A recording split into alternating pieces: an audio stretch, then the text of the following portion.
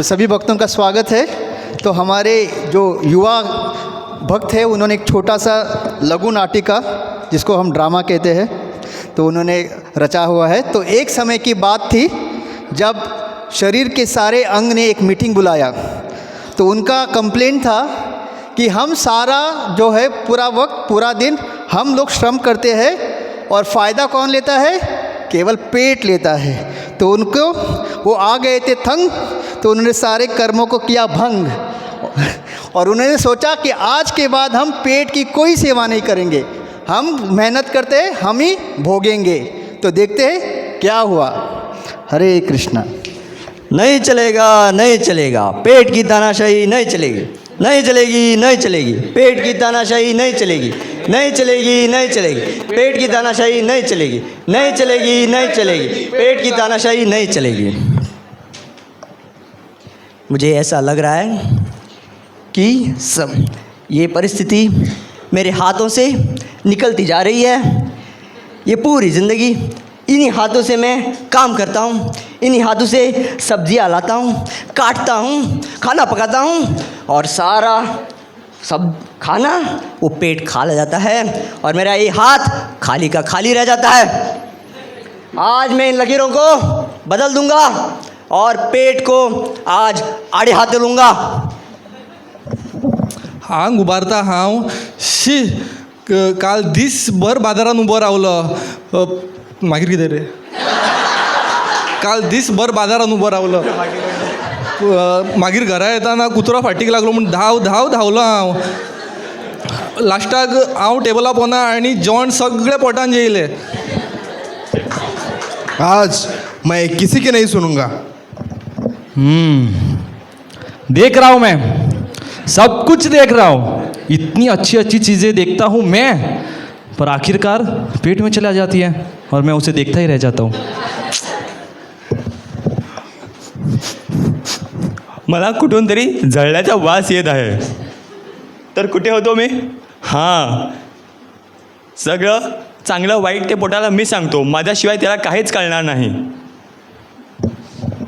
मेरे को भी इस मुद्दे पे 2 शब्द बोलना है।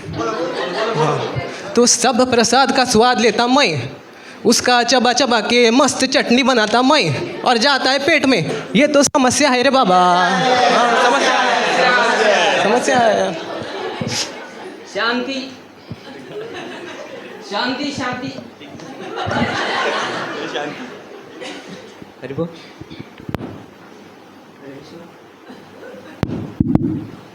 शांति शांति शांति। क्या चल रहा है इधर? आपको पता नहीं? इच्छा तो मेरे से आता है और आप अपने काम में लगे हो। विदाउट माई इच्छा there is no other thing.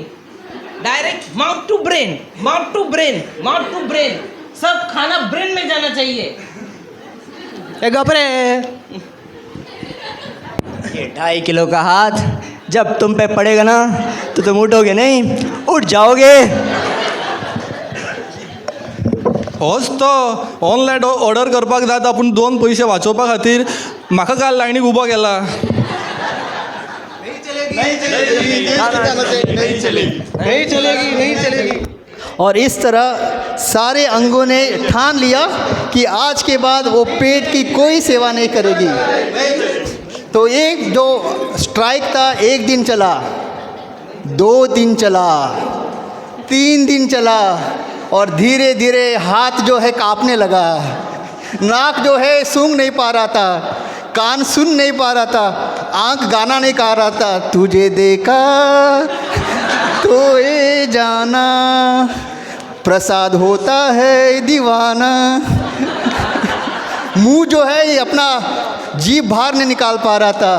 तो जो पाँव जो है वापस बच्चे की तरह रेंगने लगा और अचानक उन्होंने बोला चलो वापस मीटिंग बुलाते हैं। और देखते हैं अभी क्या हुआ।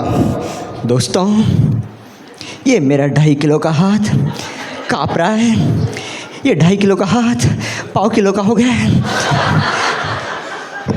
आवय हाता आनी उबो रावपाक जायना म्हज्यान।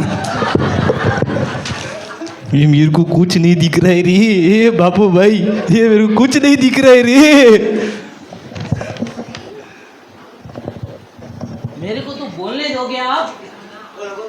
किसी का 1.5 से 1.5 किलो हो गया, किसी का पाव ही हिल रहा है।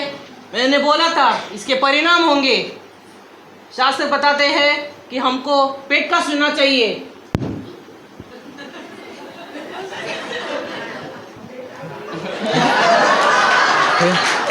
मैं तो तेरे को कामचोर समझता था रे, तू तो देव मानुस निकला रे, राम निकला रे तू।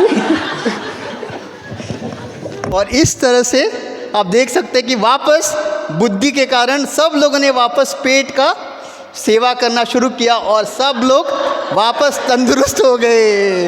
हरि बोल, हरि बोल। तो Bhagavatam 4th canto 34th chapter 14 shloka कहते हैं, यथा तरोरमूल निषेचनेन तृप्यन्ति तत्स्कन्धभुजोपशाकः प्राणोपहारा च यतेन्द्रियाणां तथैव सर्वाहरणमच्युतेज। तो इसका मतलब क्या है? As pouring water on the roots of a tree energizes the trunk, branches, twigs and everything else, and as supplying food to the stomach enlivens the senses and limbs of the body. Similarly, simply worshipping the Supreme Personality of Godhead, Sri Krishna, through devotional service automatically satisfy the demigods and everybody who are part and parcel of the Supreme Personality of Godhead.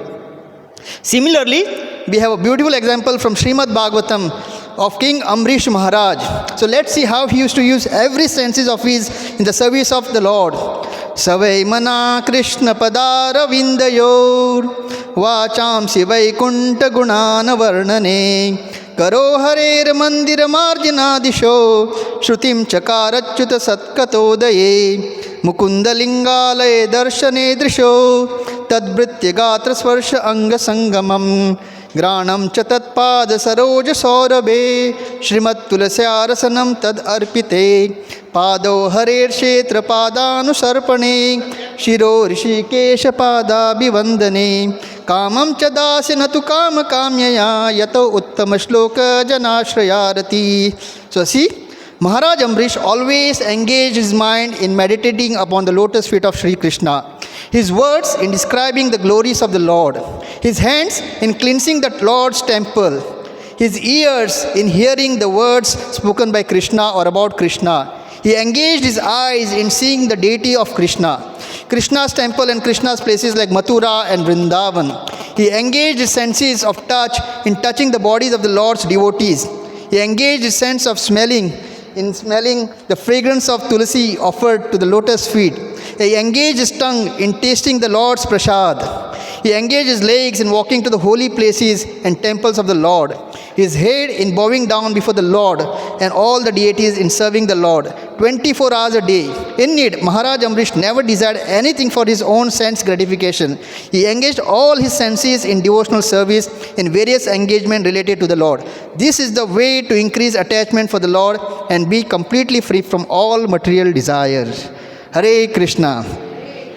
So let us give a round of, express our gratitude by loudly chanting Hari Bol 3 times. Hari Bol, Bol, Hari Bol. I request all to once again please come.